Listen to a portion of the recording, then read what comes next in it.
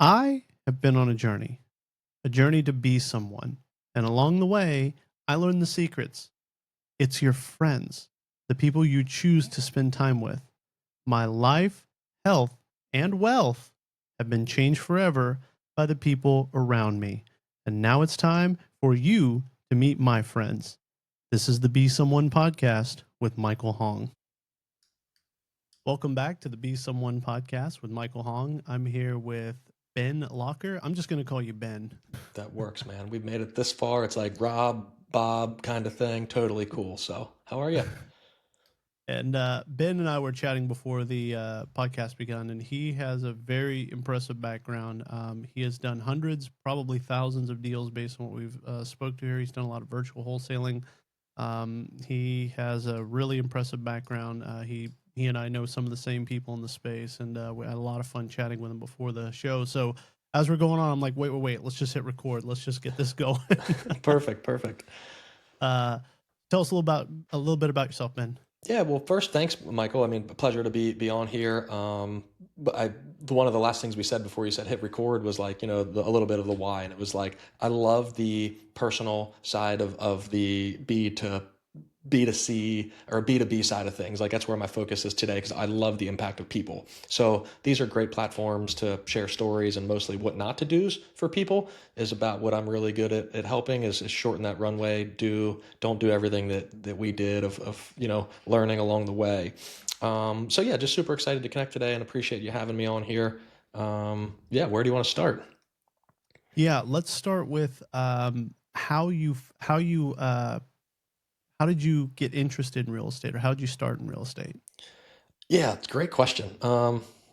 Flashing back, about 6 years ago, I was doing mostly consulting work, came from a semi-entrepreneurial background, a lot of startups. So I worked with and started, I don't know, probably 3 to 5 companies, back to back to back to back. So I become calloused to what seemed difficult, I think, in retrospect, looking back. So I came into real estate and it seemed like it was this easy deal, as I I gravitated towards a buddy of mine who was in the multifamily space and doing fix and flips, and I joined in there as consulting, and I was like, oh, this will be refreshing. It's not a startup, right? We don't like it isn't life or death every day, and what we want to do is optimize and improve this business. So my friend was building, I think it was like 170 some unit ground up multifamily deal at the time, while Wow. sticking in some fix and flips along the way. And I got to kind of backseat both of those projects and operationalize and systematize things, which is really my forte and my love of of the very objective side of things. So I worked with him for a little while, and I just really liked the commodity. And I don't know how masculine it is or not, but I loved HGTV. Like Chip and Joanna were the thing at the time on HGTV, and watching those shows. And I just loved the impact of bringing something back to life. It seemed really cool, and I don't know. I'll self-proclaim I'm fairly handy, so I enjoyed that. I flipped a couple houses with my brother. And this was all like independently happening, and then I immersed myself in the industry, and I still enjoyed it. It wasn't like when you're a chef and you come home and have to cook dinner and you despise it. So I was like, okay, cool. I think I can get behind this deal. So I stuck around in that space for a while, and then I met Eric Brewer, who ultimately had an amazing business that I went on to work for and are still partners with to this day. Fast forwarding, like 6 years later, but that was my gateway into it. Yeah, I love Eric Brewer, man, and that is an amazing story. Yeah, Eric Brewer is a real one, man. He's really out here doing it. Yeah, if Um, you're gonna jump into it, that's a great person to start with. He had about 15 years of experience and a couple thousand deals under his belt, of a well-oiled organization when I came on board with him to set a pretty big horizon for what we wanted to accomplish over the next 5+ years. yeah, so I'm going to back it up a little bit to the beginning here. So we talked about your why a little bit in the beginning. So I'm going to go to, can you tell us about your first deal? First deal. My very first deal was super informal, and my brother and I actually bought a quadplex in California, Pennsylvania, which I'm not even sure if it's still a town. They had a university there, and I think it was like going out of business. So hindsight, right? Like everyone's brings these learning lessons along the way. But we bought a quadplex that we renovated, and we are like, oh, that'll be amazing, right? We'll lease it to student housing. It's on a university campus. All while the population was just falling off a cliff. The school was struggling. We got in the place, plaster and lath, knob and tube electric, Wow. gutted the entire place, over renovated it on the backside, and then stuffed a bunch of college idiots in there who were right just treacherous on the property. So it was everything you shouldn't do. 101 was our first real taste in the real estate space. That's awesome. And, a quadplex is 4 units. And for those of you who don't know, newer people watching, that you can finance up to 4 units with residential mortgage. So the same kind of loan you would do when you buy your own personal house or a rental property. Up to 4 units, they consider it single family or residential real estate. Yeah. After 4 units, they consider it apartments and it's commercial loans. Just wanted to put that in there real quick. And then how did you find this deal? Yeah, so this was we had a realtor friend, so I'll tag it as a referral at the time where he was I didn't really know what the off market space looked like at the time, and we were like, hey, Rich, what's going on? We're looking for want to do a fix and flip or a rental, and he actually brought us that deal. And funny enough, you said you can conventionally finance it. Red flag one was that we were able to buy this property cash because it was in such a depressed area. But it was a great place to get started where, right, hey, if you want to invest and you have, 20, 30 grand, we were able to secure this banged up property that was in need of a full repair. But yeah, it was just kind of came through him as a referral of an off market deal that we were able to negotiate with the previous owner who was tired of being a landlord and already saw everything coming. Yeah. So what year was this? I forgot to ask that part. Yeah, I mean, this was probably, geez, 2000 and I don't know, 12, 2013, somewhere in that realm of things. Do you remember what you paid for it? I think we bought it for like 30 grand. Wow. Yeah. $30,000. Yeah, like Okay. if you had 35, you could have bought the mayor's house and we went with the quadplex for 30 instead. Yeah, and everybody knows that town, right? Like that's out here. Like everybody that's sitting at home listening to this today and is on Zillow, and it's like you're 45 minutes off the beaten path of any metro that doesn't have good suburbs, dumps you into some very suburbia, undesirable location. But it doesn't mean that they're bad investments either. So right, if you can't play in the Phoenixes and San Diegos of the world, don't be afraid to look in those smaller markets. There is opportunity there.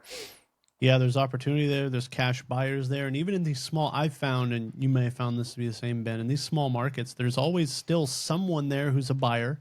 There's usually someone who's Mr. King of that town. So these Yep. small towns will have one or two or three guys who will buy, and you can wholesale them deals no matter where it's at. And so you just have to have good data and the right resources, and you can find those buyers in these small towns.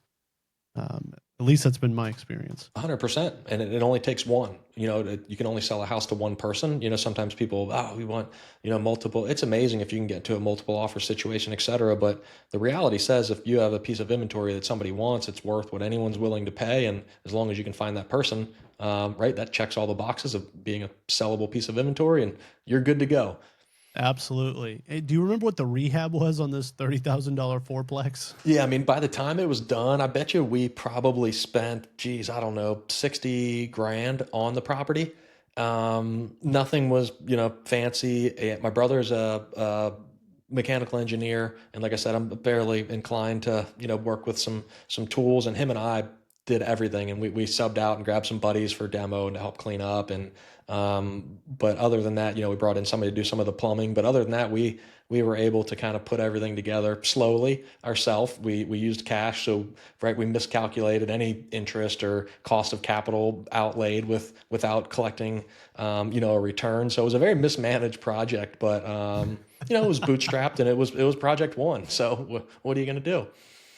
Yeah, well, that's how a lot of us start out, is just bootstrapping a project, figuring it out, especially if we don't have mentorship. Did you have a mentor at that time? Zero. And right, hindsight now, it's like, what are some of the things you do? Is like we're we met through a community, right, where you pay to learn to not do these things, and That's right. You're stubborn when you're younger, right? Like it's like that's the advice. We're like, I don't want to. I'm trying to make money. Why would I spend money? But the time and resources you would get to make more or save more time would 10x if you're have a mentor or have somebody helping you along the way that's been there and done that. Yeah, what I learned is like when you're in the thick of a deal and you have very limited time to respond, yes, I want the house, no, I don't. Yes, I want tile. No, I don't want laminate. Like whatever's going on, that time has a monetary value on it. And if you don't have the right people to turn to, whenever you're going to lose a deal that's going to make you a $50,000 profit, you wouldn't care what it costs to get the right education and mentorship to get it across the finish line. Not only that, but I've been in several coaching programs over the years, and it's like you do one deal and you made all your money back plus more. You Yeah, know, typically. I mean, I yeah, think that's the typically, the general outcome. Is I've never seen any community where if you absorbed and appropriately used the resources, that there is an exponential return. There's always something that you're going to learn that's going to help you, especially when you're just getting into the game. yeah, that's right. And so you bought it for around 30, or you bought it for 30. You put about 60 in it, so 90. Do you remember what each like unit rented out for? Yeah, we were collecting decent, I say decent returns, and it was so funny because like the inefficiencies of renovation as you would go through and you would do all of the phases of construction, we would like finish one unit and get somebody in there so that we could start collecting rent and then move to the next unit. We'd be back to demo and then like rebuilding that unit. And we went like literally round till we had all 4 units done. But we had 1 bedroom and 2 bedrooms in there, and we were collecting either $600 for 1 bedroom or I think we were collecting $1,000 for a 2 bedroom place, or maybe even 1,200. We doubled it. So the total rent on the place, it was 2 single and 2 double. So it was almost kicking out like 3 grand in rent collected a month. So the total return, the cash on cash return was strong. But yeah, it was messy. Like I said, it's not how you wouldn't look back and say that went smooth. Right. There's a lot to learn there. Man, to bring in $3,000 on a $90,000 asset, that is that's much better than the 1% rule. Yeah, and then right, like the misses are what happens in the summer, right? There's turnover essentially every year as kids want to migrate around campus. So right, like the repairs were higher and all of those things that were uncalculated. But step one was get a property, right? And then start cash flowing and figure out the rest from there. This Yeah, that's property was right. short lived. We had it for 3 years, got tired of just fixing everything and turning it over. And we ended up selling it to, like you said, that local guy who probably owns 30% of the rental properties in town. Ended up launching the property, made all of our money and more back and whatever we collected over the couple years. But yeah, you quickly then go from cool, I did a deal to like now I got to learn how to be a landlord and manage this, collecting checks, handling maintenance, zero infrastructure, and it was just the learning of being in the real estate sphere started at that point in time. Yeah, my first deal or my first handful of deals was not a wholesale or a flip. My first few deals were you're now a landlord. So not only are you learning how to buy it right, fix it up, finance it, now you also have to learn how to be a landlord, how to market it, find the right tenants, screen the tenants. So I did that too. Where a lot of investors I seem to talk to, their first deal was like a wholesale deal or a flip, or something like that, or maybe they were like a realtor or something. But no, my first deal was everything. And to make it even harder on myself, I was my own GC. So I went and found my own subs. I was my Yeah. own general contractor. So I found my own subcontractors. And even though I knew what hard money was, I went out and raised private money on my first deal, my first couple of deals. And so I kind of did the hardest possible way on each step of the way, and I learned a lot. I didn't do everything correctly, and I learned a lot. Um, but I thought that was interesting. I want to go back to something else you said. You said that you guys rehabbed one unit at a time, and then got it leased out and moved on to the next one. You said that was a little bit inefficient. I For a 4 unit, I would agree with you. That was probably really inefficient. You paid a lot more in labor. Yeah. Instead of having one contractor demo all 4 units and have one guy sheetrock all 4 units and one guy paint all 4 units. Yeah. Um, but I'm, I have a single family background and I also house hacked in the past as well. But now I'm been in mentorship for multifamily, and that's actually what they teach in multifamily. You find the units that you can put the least amount of money in to get them rented out as much. So if you have one unit that's empty that needs a full gut rehab and one unit that's empty that needs cosmetic stuff and appliances, you put the money in that one first, get it going, get it leased, get revenue coming in. So when you're dealing with 50 or 100 units, the workflow will be a little different. But on a 4 unit, I do agree that was really Yeah, really we applied inefficient. enterprise principles of multifamily investing to a 4 unit Right. dorm room essentially at that point. So yeah, Yeah. somewhere in there the thought process was a little backwards, but hey, we Yeah, lived through yeah, it. and I agree. What works on a 60 unit apartment complex is not going to be the same that works on a 40 unit. I just wanted to throw that in there. But man, this deal is great. How long did you guys have this one? I think we kept it for 3 or 4 years. We had it, and then honestly, like swirling rumors that I wasn't jokingly that I don't know if the college is even still in existence. That they, were considering like closing the college or restructuring it and having it become part of something else. And we just kind of got concerned, like we didn't want a vacant property. It was heck at that point real far from where I lived, 2 hours and 45 minutes from where my brother lived, so nobody was in close proximity, and it was just the only property there that we owned, and it was like just better to, as you learn those things, right, there's a good exchange for being local, being present, understanding the market, not owning rentals from a fear perspective. Wasn't a ton of appreciation to be had there, so it was just like, all right, cool, let's move on and take all of what we learned and reapply that to something else. Yeah, and I would tell everybody these smaller markets and Midwest markets, you can get good cash flow, and in some markets you can get Section 8 tenants that pay more than market rent, and it's government guaranteed or close to guaranteed income, but you're not going to get much appreciation. Correct. You're getting debt pay down, and you're getting cash flow, and you're getting tax write-offs, but you're unlikely to get a lot of appreciation in a lot of these smaller markets. And it's okay. Everybody has a different strategy of what they're looking to achieve. And then how did you guys exit? Did you sell it on the MLS? Did you find the buyer directly? Yeah, I think we actually went back to our sphere. We did list the property just to gain good exposure, but it was like I said, it was a local investor who, if we would have known what a buyer's list was at the time, to leverage and start working with somebody. So it was another landlord that purchased the property, but we hired a realtor, just had him list it, and then he worked the off-market deals for us. So it was pretty. That was about the That's only awesome. seamless piece of the transaction. That's awesome. And so that was your first deal, and it came full cycle in a few years there. And then once you got more seasoned, what did your business look like then? I mean, you're still doing deals today. So how are you finding deals now? Yeah, so we're as I said, not to any of my credit, when I joined with Eric's organization, we were a team of, I don't know, 30 couple people doing about 200 and some deals a year. And our commitment together was to, ramp that up, gain more market share, build what we kind of refer to as our hub, and then go out and start expanding into other markets and leverage some of those shared resources. So that's like the next 4 years where we spent a reasonable amount of time. But when I first joined on with his team, I came on board as the COO. And we said, hey, like, let's ramp this thing up from all aspects of people to territory to marketing spend. And again, like anything new and with change, there's a lot of unforeseen. So a lot of attrition with people, utilization of capital, optimizing things, implemented Salesforce into the organization, and started down that journey of really building what would be, this platform for scalable success over the next couple of years.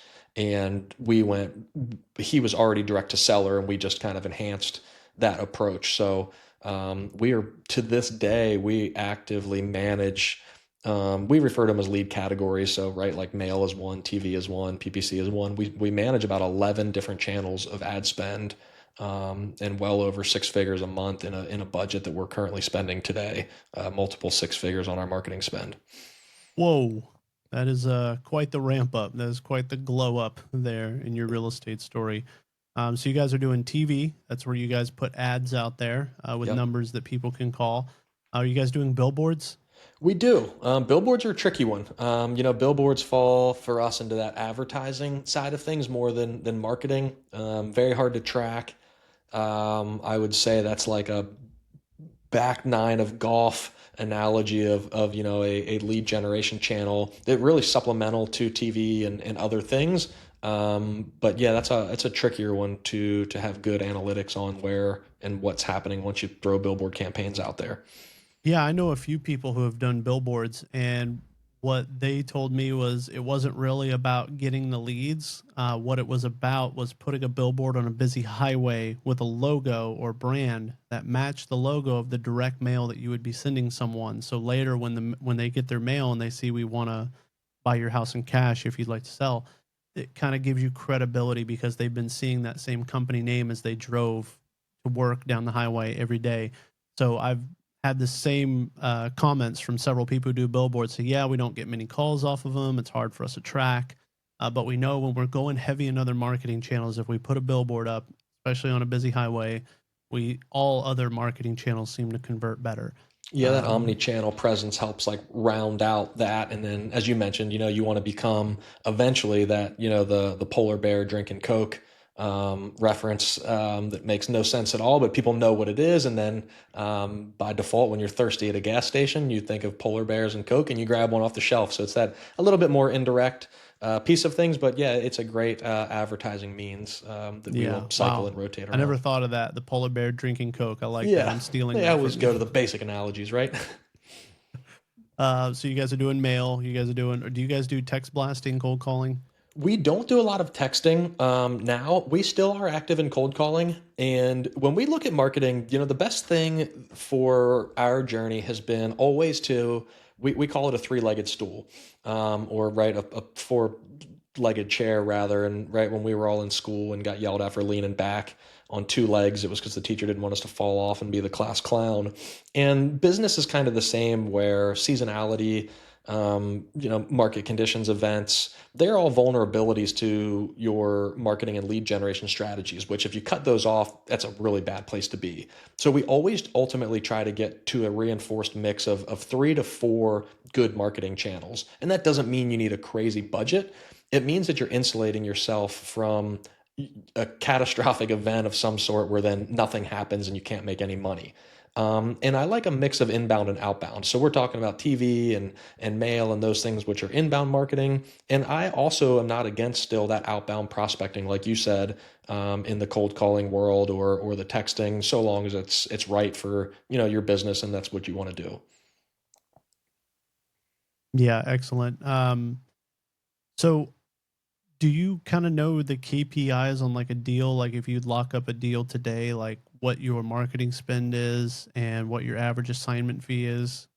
Yeah, so we break it into 2 buckets, more like I just mentioned, that inbound and that outbound, because they convert drastically different. So we find that outbound style activities convert at about 1 out of 20 leads, from 20 gross leads to one contract. And inbound for us is almost twice as good, and we're about 1 out of 10.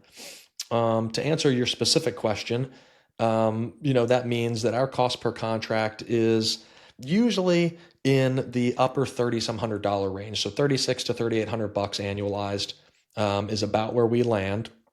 And our average profit is $26,000 and change on a deal. So those are our, blended synthesized averages of where we ended up in 2024 at the end of the year. Wow, that is a really, really good ROI. That is that is awesome. I'm not great at math here. What are you 5xing, 6xing your return here? Yeah, on 7xing? average. So, that's, and then you have to take into consideration, fixed cost and team and all of those things. So, we generally look at, return on ad spend as like marketing doing a good job. And then how great of a job are we doing being stewards of our fixed ops, our cost of people and everything else that goes into there.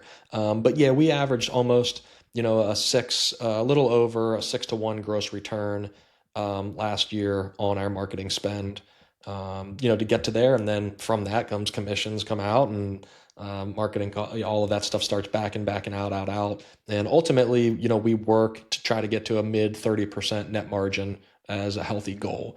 So, right, if you make $1, you want to, at the end of the day, take home, 35 to 40 cents. And that's kind of our target for a good reflection of us at the end of the day.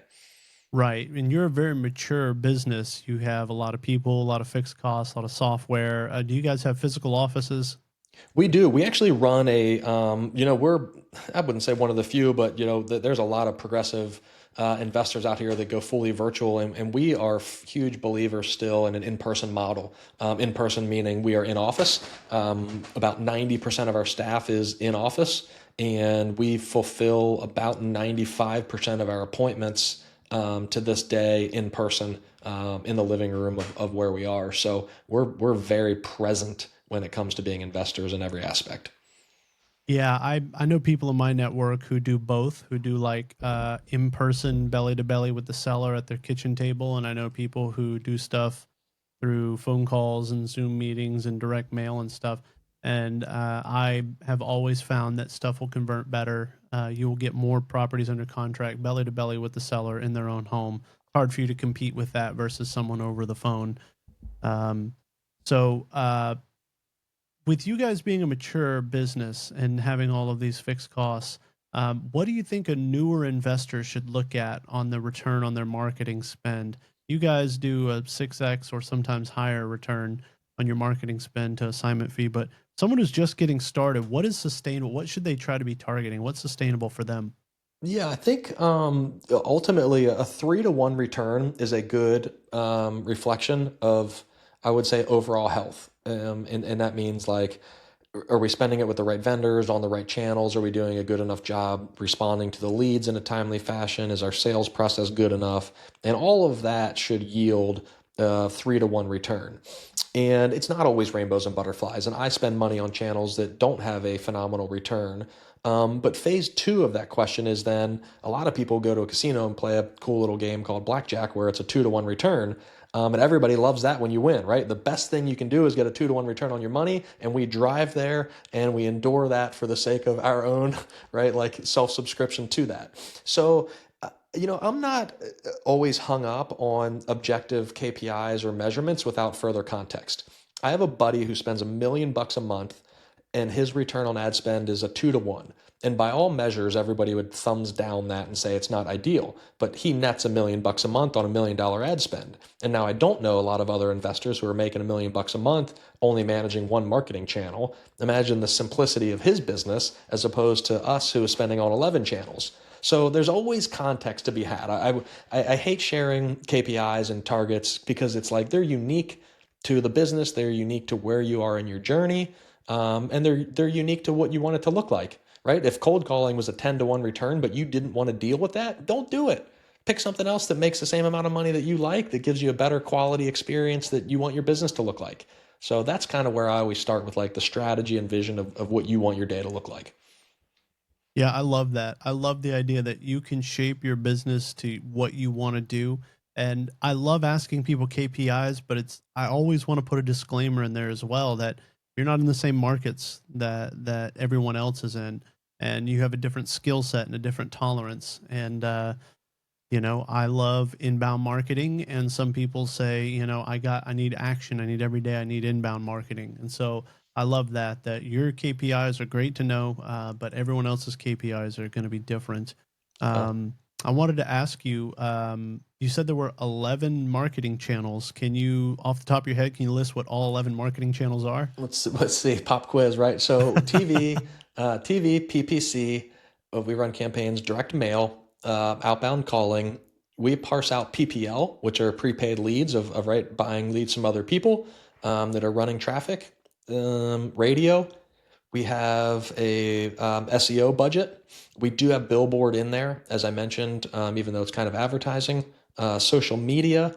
We have a referral lead source in our advertising because we have dedicated people who are doing that. And then we have generic print advertising that's like our cars or sponsoring events and things of that nature. So those are the 11 buckets where we currently deploy money monthly. That's awesome. And would you consider PPL in the same bucket as PPC?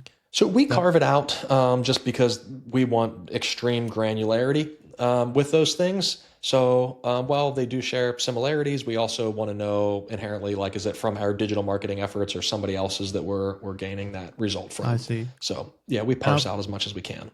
and for the listeners, I'm going to run through these real quick and break these down. So PPC is pay per click, where companies do marketing for you. They get ads and they do some interesting stuff on phones, through social media, through emails, and through web browsers. to get people to raise their hand and say, yes, I want to sell my house, and fill out a form. And then you pay per lead. So every time the phone rings or every time you get that email, you're paying per lead that comes in. Typically, it's a higher cost depending on your market, but it's a very good quality lead, much higher likelihood to convert. TV, you guys could imagine what that is. You run ads online with a phone number or website that people go to. Outbound calling, that's where you or yourself or acquisitions guys, you can hire virtual assistants overseas, make phone calls to people that you pull data for that you believe will be wanting to sell their house soon. Radio, we all know what radio ads are. SEO, that's search engine optimization. And so this is where if someone types in sell my house fast in Austin, Texas, or sell my house now, or sell my house for cash in Austin, Texas. It's how Google and other search engines determine who gets to be at the top of that list, and who and what you're looking for when you type in words. That's a whole masterclass in that in itself. I love SEO. Billboards, we all know what those are. Those are the big signs on the side of the road when you're driving. Social media ads, we get those every day. They're inside of Reels. They're as we're scrolling. Meta ads is the most common one people do with social media. So they do Instagram and Facebook paid ads. Really good analytics on that. Can be really cheap. Really good analytics on that. You can really, they do the work for you a lot of times, at least on Meta ads that I've seen, where they tell you where your leads are coming from, where you're going. Referral lead source, those are other people in the industry that bring you deals and you have an agreement with them. And then print advertising, we all know what that is. It's business cards being left places. It's ads in the paper. It's I think you'd also count print advertising. You ever go to like a Kroger or a grocery store and grab a shopping cart and there's an ad built into that shopping cart? We would call that print advertising. So Yeah. thank you for bearing with me, Ben, on that. I just wanted to go through that all for the No, listener in man, case it's a they were. reflection back to make sure it's like, okay, yep, we do that, we do that. Is there anything you're saying that we don't do that should be? So, no, it's amazing. And I think hopefully as you say that kind of stuff, right, somebody at home says, okay, I like that, or I want to learn more about that, because they're all unique and different. And that comes back to that. What do you want your business to look like? You can make money, essentially in any capacity in real estate, right? You can beat the streets and drive for dollars. You can network with agents and go to meetups. You can be shy and an introvert, generally like I am, and nerdy, and want to sit at home and collect data and see the things come in. So it's like I would be a great inbound marketing guy. So it's really about that experience. And I think sometimes people skip that and they hear a secret sauce or the next best thing and want to jump to it. I would strongly encourage, after being in this for a while, is like build the business that you want, right? If you're going to take the plunge and real estate's your passion, or you want to get out of your W-2 into real estate, or you want to do a deal a month and make some extra cash, like at least create the experience that's enjoyable to you, because you can make money and get a good return doing any of these. Don't want to burn yourself out on stacking on a bunch of stuff that you don't enjoy. It's the whole purpose that naturally we get into this industry. Yeah, that's right. I really love doing sellers appointments. I used to do a lot more of them than I do now. I love scheduling, going and walking the property with the homeowner, looking at their problems, listening to them tell me what they need, and a lot of times the seller doesn't really know what they need. They think what they need is $200,000 for this house, but what they really need is like help finding a new place to stay, or help moving, or help with permitting, or they need a really long closing period or a really short closing period. And so I love going out in person, but I know people who are successful in real estate that sounds terrible to them. Mm-hmm. They have no interest in driving halfway across town to go walk a property with somebody and deal with their dogs and deal with the fleas in the house and deal with things like that. So there's definitely lots of seats on the bus. I always tell newbie people, like, imagine real estate as a bus and we all have a different seat, or it's a ship, those old school ships where you have oarsmen that row, and everyone has a different role to play, but you need dozens, if not hundreds of people to stroke their oars at the same time in order for this ship to move. And so if anything that Ben is talking about you don't like, there is other roles for you to be involved in. And there's lots of ways to get to the end goal, which is to invest in real estate, get a deal, make some money. But people like Ben can help you find what's best for you. But I like what you said about Blackjack is 2 to 1. That is awesome. I've never heard that before. So the returns on Blackjack, if you hit, are 2 to 1. And if you're like a newbie getting into this, you're only targeting a 3 to 1 return whenever you invest in real estate. That was awesome. I wrote that down when you said that. Yeah, Because it's funny. The principles of Blackjack are the thought behind it is actually generally a not, and I by note like I way too objective. So it's like right, the financial impact and the math, it stresses me out to play Blackjack. But right, you always hit on right certain criteria when you're playing Blackjack, like to win the best odds to get to that 2-to-1 return or to follow the rules. And the same goes for getting into investing. Because if you can do that and you adhere to the rules, why you ask about KPIs, and even though they may not be the same for each user, is like we want to create an environment that's consistent, predictable, and repeatable. And what that needs is rules. When you get emotional at the casino is when you lose all your money, right? When you get emotional with a deal is when you convince yourself that it's a good one. So when you have rules in place, like playing blackjack, to get to the winning formula, the best thing you can do is treat your business the same, where you always say, hey, this is what I'm going to do and this is how it's going to look so that the outcome is desirable for me. So I like that blackjack principle all the way through business in general. yeah, I know lots of people who wouldn't bat an eye at going to a blackjack table and placing a few $100s down and trying their luck. And really, they don't have a lot of freedom to make the outcomes that they want. But you ask someone to spend a few $100s on a paper lead or some direct mail, and you can send letters for $1 a letter, and people are terrified of that, but they'll go to a casino where we know the odds are against you and lay money on a table, Yeah. and have a drink, and that's perfectly fine to them. So I'm going to steal that. I'm going to use that Yeah, analogy. and that's what that ultimately is deciding to bet on yourself too, right? You go to the casino because you're in control of your destiny. Oftentimes when people want to get into this space and they're not, it's because they don't have enough information or you don't know enough of the blackjack rules to be willing to bet on yourself. So, right, simplify it. Pick one of those channels that you said, learn enough about it that it makes sense, and then be confident to bet on yourself and stay true to the data, how you make your decisions. Don't get super emotional about it. And 2-to-1's good, right?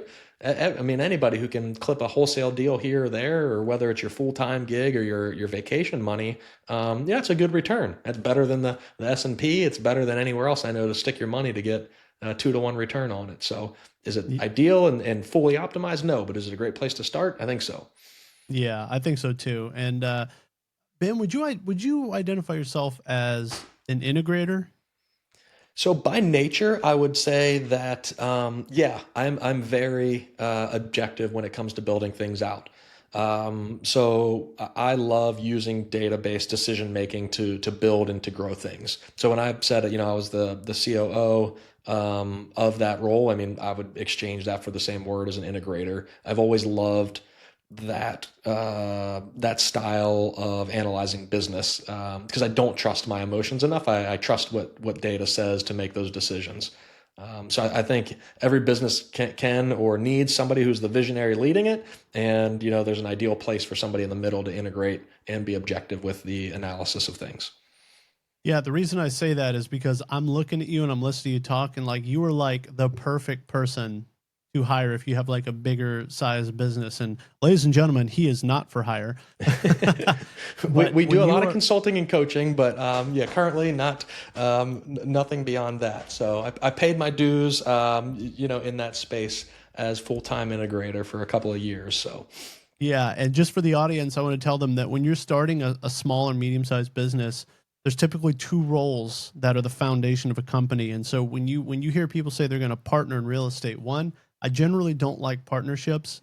There's a few structures that I do like, but when someone says I'm going to partner, these structures never come out of their mouth, and we can talk about those later. But typically, a good partnership is an integrator and a visionary, and we know that from, I believe it was Traction, right? The traction, S yeah, or the rocket fuel, the SEO. relationship of that, yeah, for sure. Yeah, exactly. And Rocket Fuel, Traction, the SEO, and that we have an integrator and a visionary. The visionary is usually the extroverted guy, the people person, the people that wants to chart a course, take big risks, find an adventure, start new relationships. But they are terrible at paperwork. They won't sit down. Even if you text them a DocuSign link, they're not going to sign it. They're never going to slow down. They don't. They say they care, but they typically don't care about their KPIs. They don't care about their money. They have a company credit card and they're going to swipe it. And then the integrator is the guy who really enjoys data analytics, building systems and processes, under optimizing software, always trying to squeeze a little more out of what we got, and just enjoys being the guy in the meeting that has the answers to everything. And the beautiful part of this is you find the psychology. Typically, we use the disc profile. Do you guys use the disc profile? Yeah, we're pretty big in predictive index, but very similar. Disc flipped sideways is my reference to that, so it's kind of the same parameters. Okay, so the predictive index or disc profile, where you can take it and you can understand your personality and where your strengths and weaknesses are. So anytime I hear someone saying like I was called stupid in school, or my boss always says that I'm a loser, it's typically because the job you have doesn't line up with your predictive index. And I believe that we inherit a lot of our personality. And so everyone has strengths and weaknesses, and you can almost chart it from your parents and your grandparents, that you kind of can't change how people interpret the world. I mostly use the disc profile. And so me and my wife are opposite on the spectrum of the disc profile, right? I'm a red yellow, she's a blue green. And so it's a match made in heaven. And this is where the opposites attract thing comes from. And so I've always kind of been the visionary in everything that I've done. And the people that are most valuable to me in my life is my integrator. My first hire was an integrator. And so if you're looking to partner, you're looking to start a business, one, when you start in real estate, you don't need a partner. You don't need anybody else. You need support, you need vendors, you need mentorship, you need education, you need software. But one, you do not have to partner. I also never understood why guys starting off in real estate would come to me saying, this is me and my partner here. We're going to buy a house. And it's like both of the guys are capable of buying each one house separately, but they want to buy one house together. That usually doesn't work out. But try to identify, know yourself, take a disc profile, predictive index. A lot of them are free. You can Google them and figure out, are you a visionary? Are you an integrator? Where you fit into this thing? Which marketing channel works best for you, and how you're best going to approach this. So I want to slow down there for a second, just break that down for everybody, because Ben, you are like triple A plus NFL level integrator, and I could just tell from 5 minutes of talking to you, I'm like, whoa, this guy, like Fortune 500 companies are built on guys like Ben here.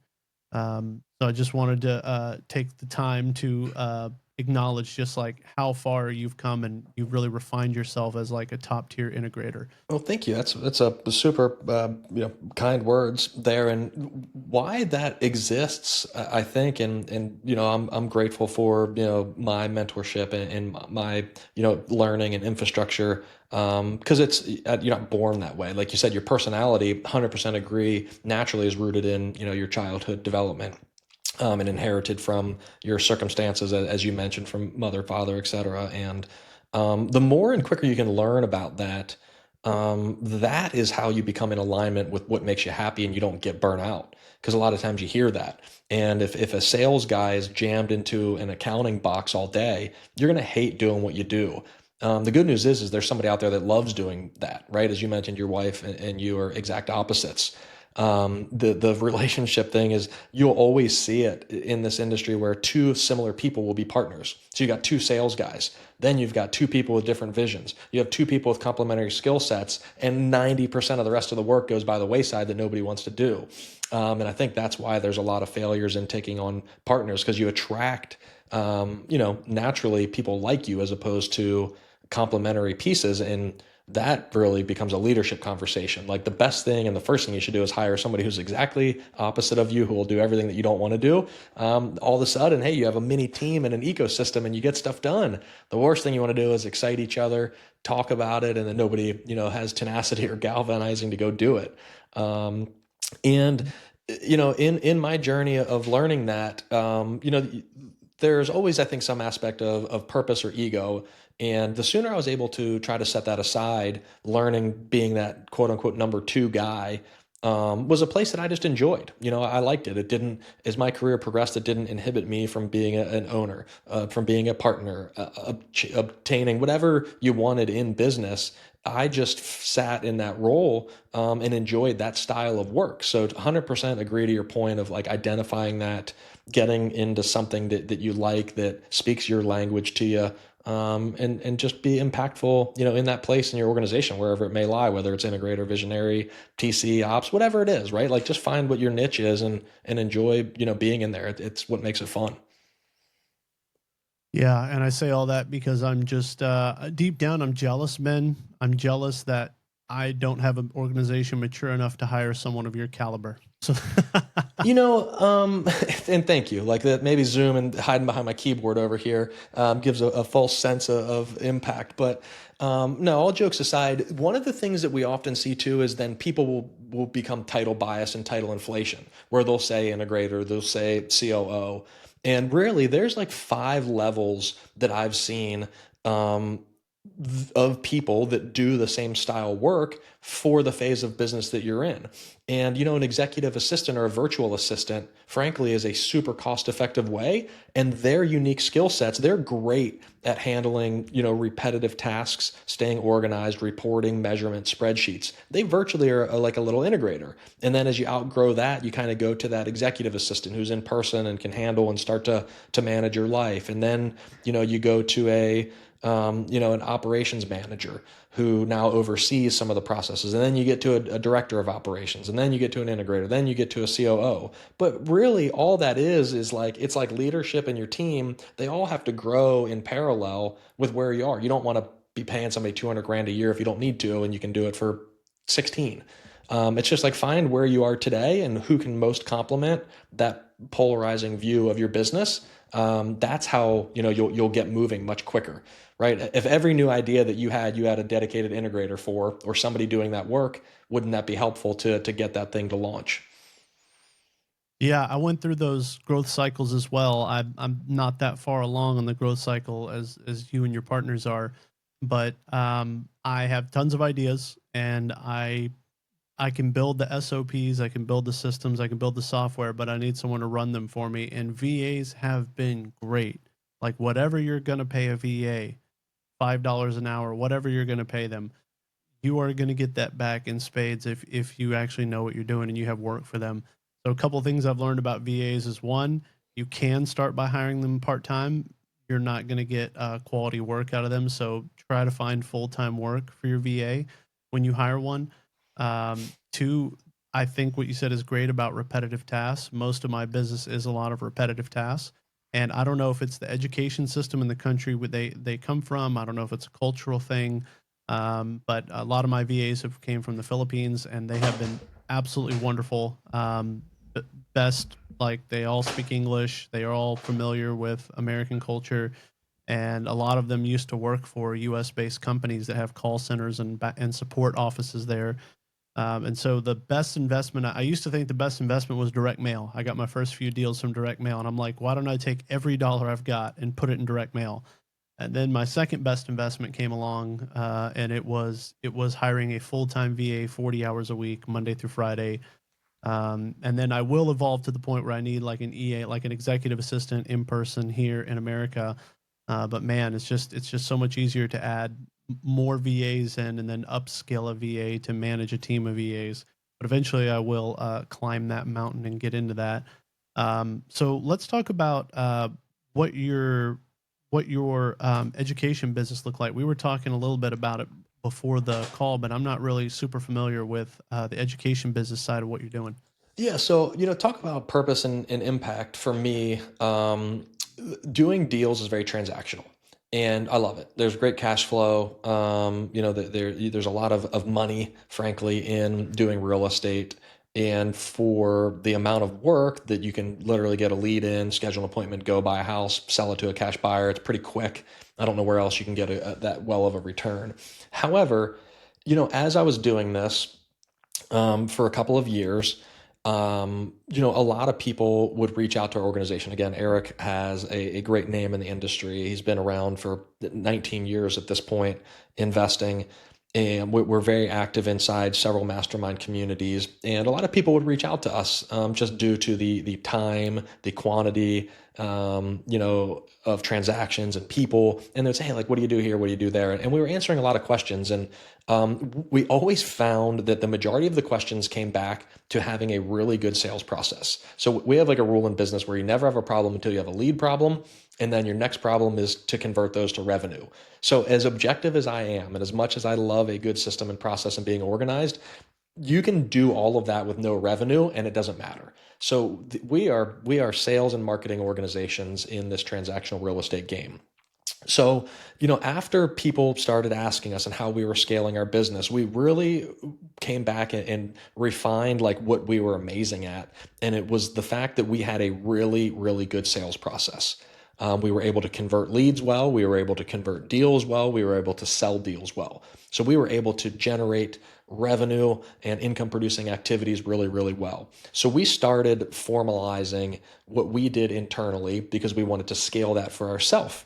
And that everyone was like, hey, how do we do that? Hey, can we come to your office and visit? Hey, would you guys teach us how to do that? And we went through two fractionalized partnerships where we helped scale some businesses. And then we finally said, hey, let's just build this out. I love the personal impact of working with teams on a day-to-day basis, focusing on some of the people that don't get a lot of love, right? I think in that integrator role, it's like don't need a cookie, but it's like a little bit of a thankless role, right? You're not a sales guy. You don't generate revenue. You're usually a high expense. So it's always like, oh man, like how do you justify this nerdy guy in the middle? And there's a lot of people that feel that way, in business. So, a lead manager probably never feels as accredited as an acquisition agent or somebody buying a house. And we wanted to build a community where we focused on those people. So what we did is we took 19 years of history, over 4,000 transactions. We said, hey, what is this sales framework, this sales process that yields these good results? We packaged that up into a community and we launched what we call Ramp REI. And Ramp is like whether you're a new investor, it's the on ramp to real estate. If you want to learn, it is how you can ramp up your business if you're already in real estate.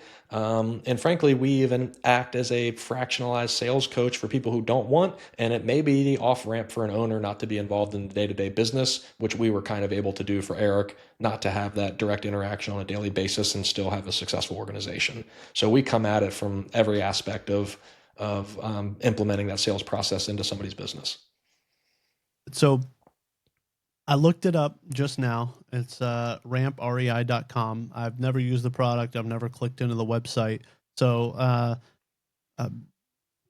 talk to me like I just discovered your brand, because I know who you are. We know a lot of similar people in the industry, but I didn't know about this company here. So talk to me about like what is some of the lower end and some of the higher end products that Ramp REI offers. Yeah, so we sought out to build the most cost-effective solution to learn how to be amazing at sales in the real estate industry. So we have a group coaching product that's got over 300 and some active members inside of it, and it is a fully encompassed community. So we actually build it on Hermosi's platform in school. And what I like about that is the community's in there. So you're not on Facebook and scrolling and distracted. So the community's there, the calendar's there with call links.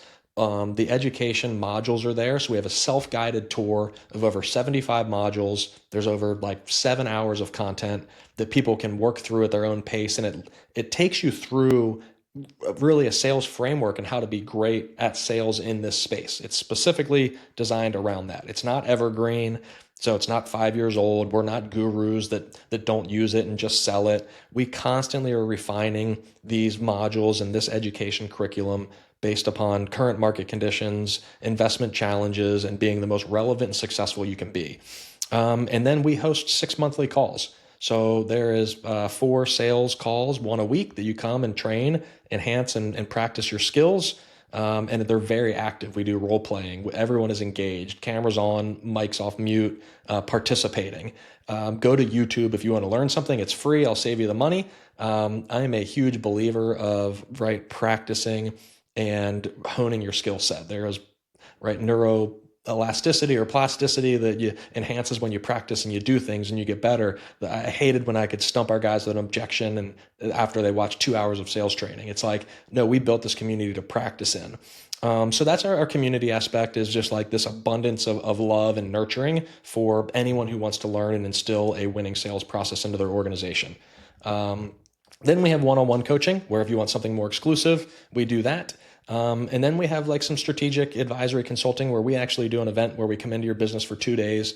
We kind of break everything down from a unique perspective. That's like our Frankenstein operating system of rebuilding it with best practices of where you want to hit your goals. So we go anywhere from what I would say is for the newer investor getting into the space to any seasoned business that says, hey, we need a reload here and realign our objectives.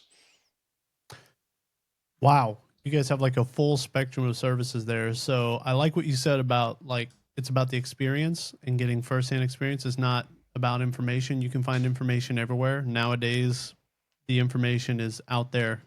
You can pay for information if you want, but it's really about you guys are offering the ability to get that experience, that practice in role playing.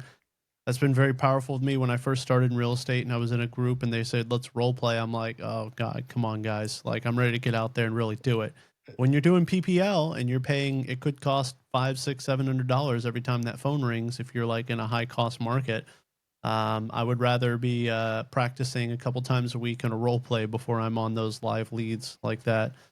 Um, and do you guys have it set up where if someone is a bigger organization, they can just partner with you guys and have their sales guys go through you guys with training and kind of the regular up like the meetings, all that's available for other people's sales teams?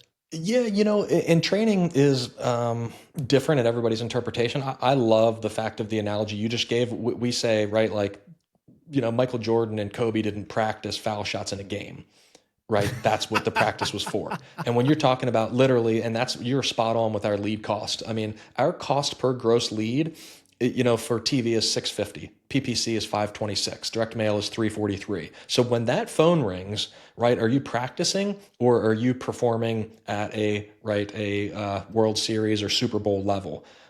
So when we look at training, our salespeople train a minimum of 4, upwards of 8 hours a week, and we do it in small doses.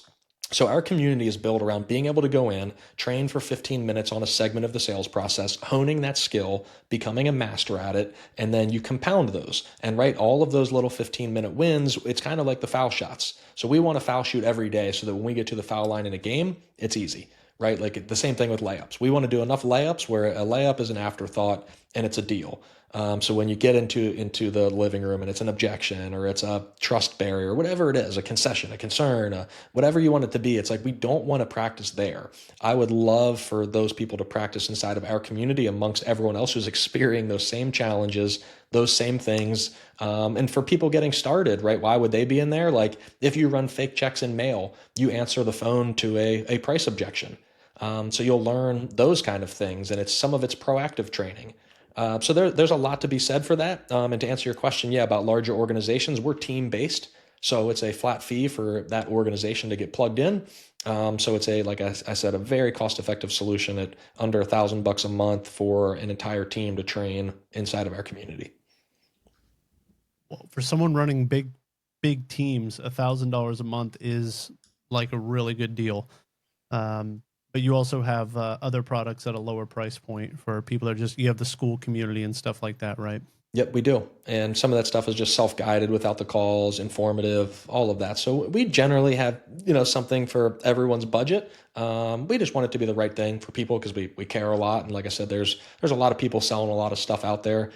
We work really, really hard. We've got about 96% retention inside of our community, which is just a reflection of us doing a great job, of delivering value. And that's kind of our core value to us, is just making sure that we build a community where people are gaining impact and improving their skills. Excellent. And so I want to back up a little bit before we move to the final segment of the show. I wanted to ask you some questions more about the marketing channels that you guys run. So you said your direct mail cost, this made my ears perk up, was about $343 per lead. So every time the phone rings from direct mail, costs about $350 every time that goes through. Can I ask what kind of lists are you guys, or what kind of data are you guys targeting? And then do you guys send postcards, letters, or both? Yeah, so really good questions. So one, it always starts with the data to make sure you're mailing the right people. You can send out a lot of mail and get no response if it's the wrong people. So we work pretty closely with 80/20 REI, and they have like a predictive data model.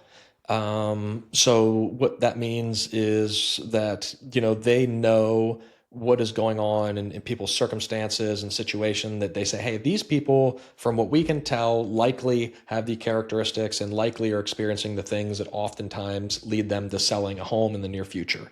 So that gets us kind of accurate with who we're communicating with. And then from there, the messaging and the frequency is what we control. And we cycle, right now, we're cycling just standard postcards of sending those out. With, hey, we buy houses cash and custom solutions for whatever your circumstances are. Um, Fake checks right now are super popular in direct mail and perform well. And there's positives and negatives to each of those. And then we'll cycle in some standard letters as well. So we kind of rotate those frequencies of checks, postcards, and letters. That's awesome. And so I want to break down a little bit of what he said here. So fake checks, we call those soft offer checks. If you've probably gotten one in the mail before. It could be in a windowed letter with a little window. It looks like a check, and you open it and it says, if this looks good to you, give us a call. We can get you this in a real check.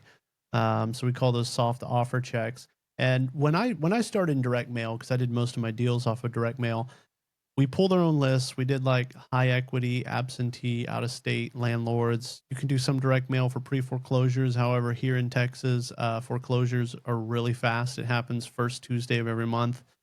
We're really efficient on the foreclosures. So if you do direct mail to foreclosures, it's more laborious. And so I like to hear it. So if I understand, when you use like 80/20 REI, they're using a predictive data model for them to just determine who's likely to sell. So they're probably pulling from multiple lists and just feeding you guys a list to send out mailers to. Correct. Yeah, we actually get two lists from them. One's a bigger list that we will cold call because it's easier to just deploy right in a quantitative value of contact that way. And then we'll niche down the lists more specifically for our mail list. And what we'll do is exactly what you said, right? If we know that that person is a pre foreclosure, is a tax delinquent, is an absentee owner, those are all kind of events or triggers, as we refer to them. And then what we love to do is to find where they overlap. And right, like then they become like permutations of three things. And we know that, right, a divorced person with a code violation late on their mortgage and the water shut off, like that equals, right, very, very high motivation. And we want to make sure that we get a letter, whatever we want to give them in their mailbox, as well as calling and trying to reach out to them. So I just see. increasing odds and frequency, and that's in alignment with kind of motivation. Do you guys do list that we call that list stacking, where you're looking for multiple indicators that someone might want to sell? And for those, you want to cold call them. You want to get in front of their face as soon as possible. Where some other leads, it's just best to just put out direct mail and see who calls, right? Yeah, and then if you nurture that relationship over time, because it doesn't mean that the people are less motivated. A lot of times people are just not willing to endure the process yet. They're not ready to accept the fact that they may need a creative solution to sell their house. They don't know enough about you. So the best thing is to kind of detach from the outcome. Run a really good sales process so that you didn't skip over anything. Because as we know, a lot of people, sellers are great hiders, right? And they're saying, no, I'm not interested. No, that's not me. No, I'll never sell. And it's like, is that really the case, or do they have no idea who you are? You just sent them a postcard or called them. So kind of detaching from the outcome, just staying true again to those blackjack rules, being consistent, persistent, with your follow-ups. Eventually over time, that mathematic equation goes in your favor to where you'll get at bats and opportunities to buy houses. Yeah, that's right. Marketing is just a numbers game, and if you do stuff consistently, it will hit. Like when I did my first direct mail campaign, I was using a mail house. Do you guys use a mail house, or do you We do do mail for some mail, yeah, for some mail? Okay, so some of it you do in house, some of it you use a mail house, like a third correct. party to mail it out. So Yep. when I first started the direct mail, the mail house I was using, they said we're a minimum of 6 month mail campaign, um, because they said that you can't just like do 1 month of this, spray out a bunch of letters, and when the phone doesn't ring, in 30 days, you say, oh, this doesn't work, and you move on to the next thing. So different marketing channels have like a different lead and lag time, where cold calling, it can be very fast to get a deal. It's more labor intensive, and depending on how you do it, it can be really cheap to cold call, depending on your setup. Whereas direct mail is going to take more time to sink in, unless you're sending like soft offer checks to pre foreclosures. So everything has a different lead and lag time. So when you start marketing, guys, you can't just spray and pray or do something for 2 weeks or 30 days. You're making a commitment to do a campaign. We have to have enough numbers that we can go back and measure.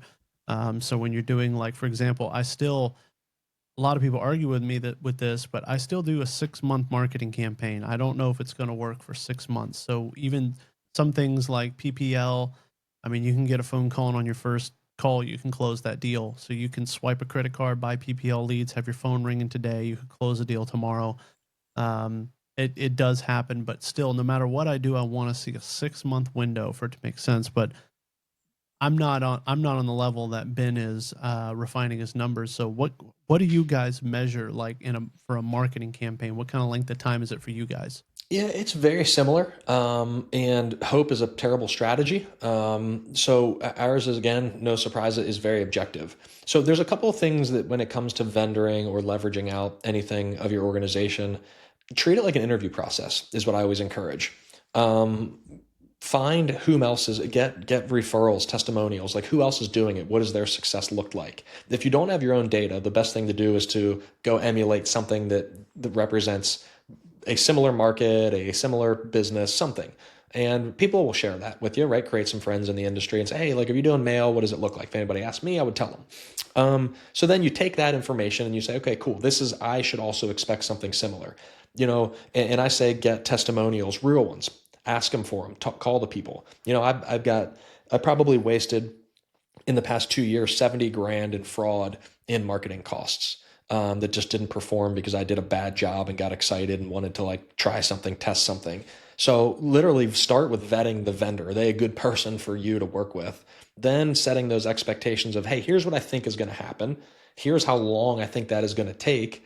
And if your budget doesn't support that, don't emotionally convince yourself to do it, right? Find a way to wait to increase your budget to do it right, so that you know what you're getting into. Now, 6 months is a good period of time because of cycle conversion times from right when you spend the money or send the mail out till you make the money. But I also tell people not to overlook that. Like, money isn't just going to show up. So if you don't know that the phone rang and that everyone told you to jump off a bridge and you mailed the wrong people, right, that is a reflection of the quality of the data. So if that keeps happening, don't think that in 6 months you're going to make money and keep spending the money. You need to change something, right? And the same goes for if it's in the middle of the funnel. If you get all the way to the living room and you can't seem to get deals, that's a sales process issue, right? Like, you need to hone in on your closing. That's not a reflection of marketing. Marketing said these people were interested all the way up to the point I was in the living room. I need to figure out how to close and be better at sales. And then, right, like dispo and such comes from there. So you mentioned lead and lag. There's lead and lag measures that will indicate all along the way if you're doing a good job and being responsible with your spend. Don't just wait 6 months for money to show up. I'm sure you look at when you get started and then you start to see leads and you start to feel a little bit better. You're like, oh, okay, cool. A couple people called. And then it's like, yes, got our first appointment. We're getting closer. And then it's like, oh, okay, awesome. We got a contract. So looking at that, we call that total store awareness of like zoom back out, right? And look at everything to just make sure that it isn't radio silence or crickets and you just find yourself wishing your way to profitability. So that's kind of my thought process and methodology when we spend money. And then from there, we get into optimizing. Which is don't spend only the amount of money that gets you to 0.8 of a deal. So if numbers say we convert 1 out of 12 and you spend only enough money to get 10, like, the odds are against you, right? Don't do that either. So that's optimizing your budget to ensure that you get to the greatest return for the amount of money you're spending. I love that. If the KPIs say say a certain number, don't spend enough to get point 0.8 of a deal. Yeah, I that's love tough that. because that's hard to convince somebody to give them point 0.8 of their equity in their house. And that's just a reality. And like you said, you may get lucky and the one falls early by your wayside or not. But in reality, I just went through a call with somebody earlier today where their TV budget essentially said that they were going to get 0.5 of a deal. And I was like, hey man, like, that's fine, but now you need to be equipped for 60 days minimum to expect anything to happen. So if that's the case, then that's okay, but you know what you're getting into. And if you don't like it, we have to change, unfortunately, what you spend because of what it costs and change the metrics of the funnel. So again, it comes back to kind of math. With your budget isn't a great place for emotions. Let that for, everywhere else outside of managing your budget and your income. Yeah, and I just want to throw a tip out there for newer people. If I like how you're like a mechanic and you can diagnose, like if your car's making a weird noise and you drive it every day and you don't know what's wrong, but you know something's wrong, you take it to a mechanic and he can tell from the vibration, he can tell by the exhaust, he can tell by putting a code reader in and reading what the computer says. He can figure out what's wrong with the car. And sounds like you're really experienced in doing the same thing with the sales process. I like what you said. If everything's working, up to the point of when you go to meet the seller at the house and then you can't seem to close the deal, then you need to work on your closing skills, your sales process.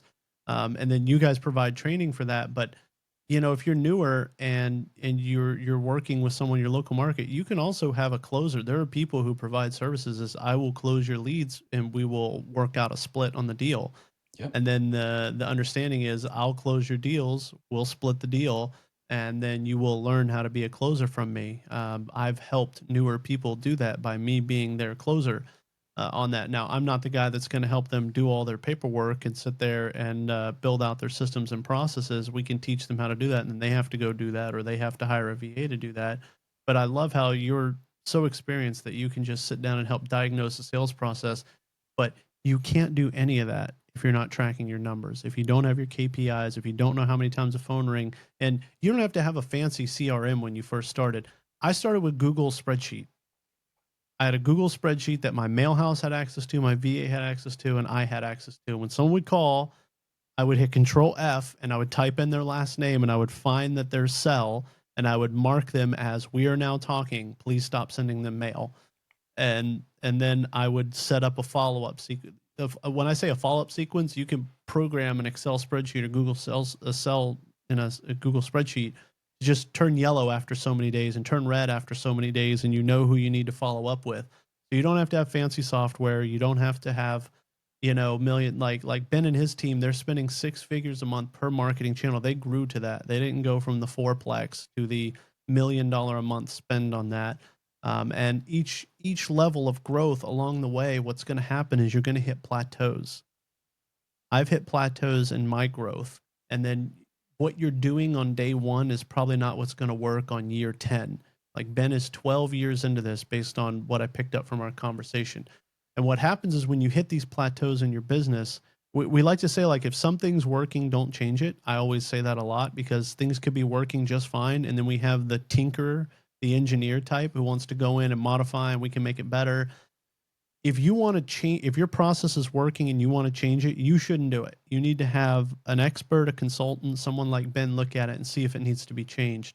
But when things aren't working, that's a really strong sign. Same way if you went to start your car and it won't turn over and you need a mechanic. When you hit a plateau in your business, and I'm guilty of this, when I hit a certain plateau in my business, is that I thought that I knew everything. I'm closing deals. I'm building rentals. I don't need help from anybody else. But really, you got to seek some kind of mentorship or guidance or software or sales program. And so for you to go from one or two deals a year to Ben's level, you hit several plateaus of growing pain where you had to use new systems, software, processes. You had to join masterminds. You had to join mentor. You had to find a mentor or a consultant. I that I can think of right now. I've had four different mentors I've paid in my life, and at least one who I never paid. It was just we ran into each other along the way. So, can you, at the tip of your tongue, can you just think of any kind of instance where you hit plateaus in your business and you were struggling growing and you had to shift gears? Always. There's, as you mentioned, like fixing something just because we don't want to tinker with it. However, you know, having control over the dials, um, and while we're a larger organization, it's like you want to be able to pivot when things happen. So we always are changing. I mean, we're in most of our investing is done in Pennsylvania, battleground state, new wholesale legislation, January 6th. We're just over 30 days past it. I mean, there is always an evolution of things that happen. I mean, from uncontrollables to laws and best practices. Mentorship for those kind of things is key. A lot of our mentorship came from legal counsel this year who was fighting the new wholesaling laws and best practices to keep us moving. You talk about joining communities. It's kind of funny because as you get bigger and more seasoned, you kind of become the least bit entitled and you stop doing some of the things that got you there to begin with. So then it's like when you join a community, some of the best advice comes from people who have to make things work without the luxury of having a budget. So I have the most utmost respect for people who are getting started investing, and they're out there trying things. They're innovative. They have to find a way to win. So finding an environment where, you're taking that information and then saying, oh, that's a good idea. Like, let's go do that. Right. Like we may iterate on it, but, driving for dollars wasn't something that we were great at. And we do a ton of marketing. But we saw a lot of people having success still, as it starts to shift into AI driving for dollars and all of these things. And we said, hey, like, the net result of that is we need people on the street doing something different. So we ended up building out a role that were relationship managers. And they were just out in the community. Now, we're not driving around looking for distressed properties, but we're driving around engaging in relationships who control distressed properties, auctioneers, attorneys, all of those people. So we have two dedicated people that we took from kind of the inspiration of driving for dollars, and we put a spin on it. And now they're just out creating those relationships to find off-market deals. So their salary becomes like the budget, for that marketing channel. But all of those come from inspiration of people kind of doing things at a different level in a different market. I think the best thing you can always do is seek advice from things that are working, not be complacent, and continue to improvise and iterate, on your business, and bolt on more and better things. Wow, I'd never even thought of that. Like, to market to attorneys that control probate deals, instead of marketing to the distressed situation, you market to the people that control the distressed situation. And then the marketing budget is not mail or PPL, it's the salary of It's a salary full-time and employee. coffee dates and expensive lunches. But in reality, we said earlier, cost per contract is 3,800 to 3,800 bucks. You take a salary, and that's a lot of coffees if they can generate a deal or two a month. That's it's a reasonable return on that person if they're making 5, 6, 7 grand a month, in the exchange of what it costs to market to somebody, if that makes sense. So there's so many different ways and abilities for you to impact that. And that comes again back to where we started. What do you want your business to look like? What do you want it to feel like, right? What kind of relationships do you want to encounter and engage in on a day-to-day basis? But all of Right. that inspiration comes from surrounding yourself with people who either done it or are doing it, or have a great idea and a way to improve it. Right. Yeah, that's a very high end strategy too. Guys, when you're starting out, you're going to be miles away from that. But remember that Ben is 12 years into this and has gone through many evolutions and has partnered with people to get to the levels that he's at. So, are you guys doing? You guys are doing PPL right now. Are you generating those yourself, or using a third party? Yeah, so PPL is all third party for us. PPC, we manage our own Google campaigns. Internally, that's our own budget, with a separate vendor. So both, to answer your question. You do both, okay. And who have you found has been great with PPL, or do they kind of work exclusive for you? It's not like bulk generator or anything like that. No, and I always encourage, with PPL, to try a couple people and see what's good. The guys that I know in the space, like Lead Zolo does something different, and they run YouTube ads than, a motivated leads. A friend of mine, Brian Driscoll, owns that. He's in Pennsylvania. I love that he understands the consumer, the avatar of the person. So I leaned hard into the relationship there. So I think it just depends. I would encourage you to understand where it's coming from, so that and then B, try a couple different people, that are in that space. But there's an abundance of PPL providers out there. I'm sure you have relationships that you can throw out, but we've worked Speed to Lead, Need to Sell My House Fast, some of those guys, and they all seem to have benefits and flaws to them. And again, it's like, which one suits your needs best. Don't put all your eggs in that one basket, right? Coming back to that three-legged stool. That's, don't surround, if one vendor goes away, or they stop selling, or their ads don't work, don't be exposed to being out of business there. So I always suggest to try a couple different people and see what comes from that.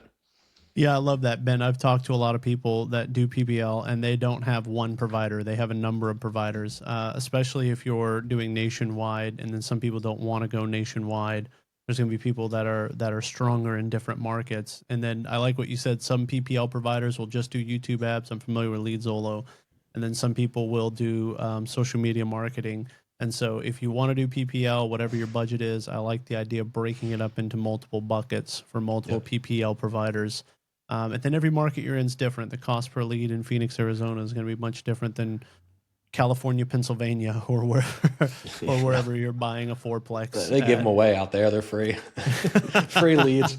Yeah. Yeah, I love that. So I want to move on to the last segment of our show here. So, um, man, I like to ask every guest, like, what does real estate give you the freedom to do? Yeah, that's really, really, really good question. And every year you would ask me, it's probably different, to be honest. And with full transparency, slight vulnerability to an audience of people I probably don't know. Originally it was highly motivated around the income goals that were associated with it. And right, it was like, hey, like there's a lot of money to be made here.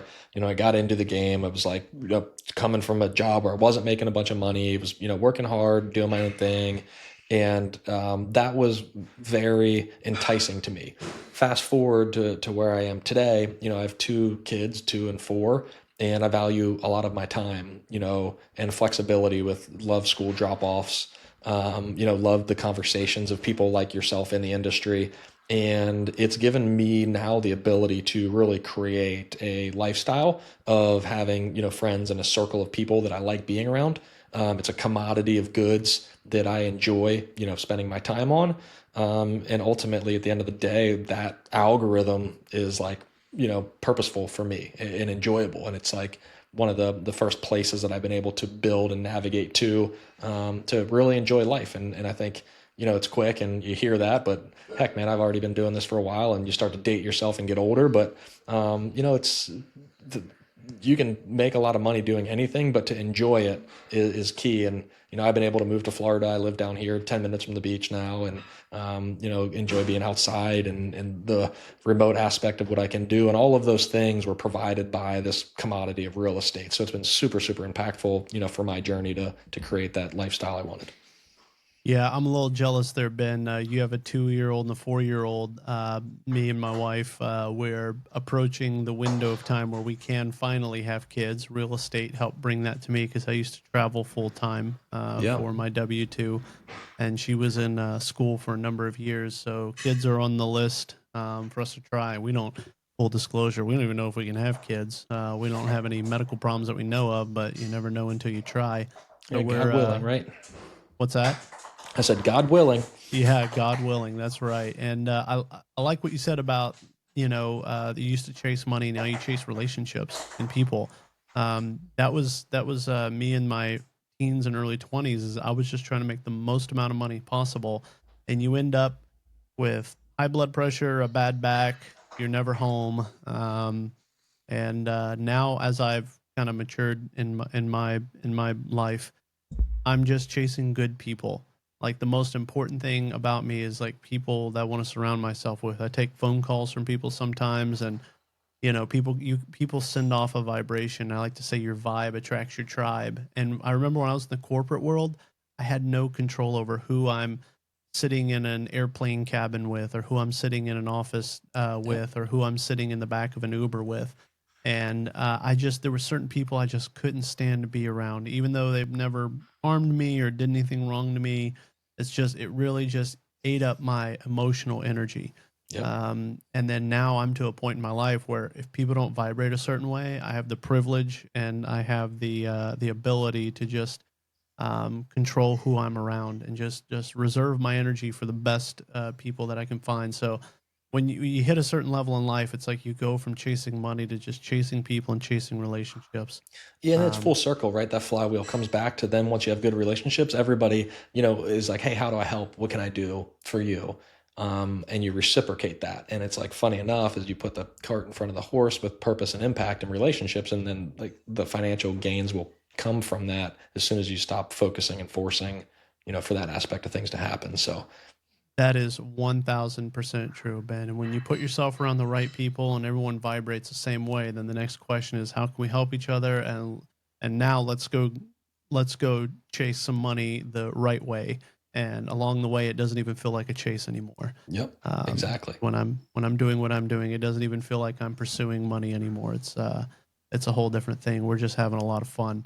That's awesome. Um, That's a great place to be. So congrats on that, and you're, you got a lot of life ahead of you yet, and hopefully a family to build and such, but it's amazing that you can be there now, understand that, And some of that comes back to when we discuss like understanding who you are as a person, right? And just realizing that there's complementary people to that role. So own who you are, do what you love to do, and then fill in the gaps with good people who can complement, your shortcomings, or help with the things that you don't love, and just less friction. Like less is more when you get there in life, and then Less is everything from very that is much better. more when you know what you're doing and you know yourself and you build a business around who you are. So next question I have is, what book changed your course? When we go through life, where I like to think of it as like a ship, our parents kind of set us off in one direction, school, politics, where you grew up set us in another direction, your friends around you set. And then when we're in our 20s, 30s, and 40s and we're working in the corporate world, we're on a course and we think we're the captain of the ship and we set the course. Really, we haven't. Other people have. And then you run into a book that just changes your course. So what book did you bump into that just turn your sails and change your course? That's a tough one, man. When I think about that question, my emotional response leads me um, honestly back to what we were talking about, which was like rocket fuel. Coming into the industry, I was working by myself a lot. So, right, I had, this like consulting, flexibility, doing what I wanted to do kind of thing. And then I came on board with a W-2 job, and I didn't struggle with, but I didn't fully understand the value that I could have on an organization in the role that I was in. Once I understood that visionary integrator style relationship, I learned a lot about myself.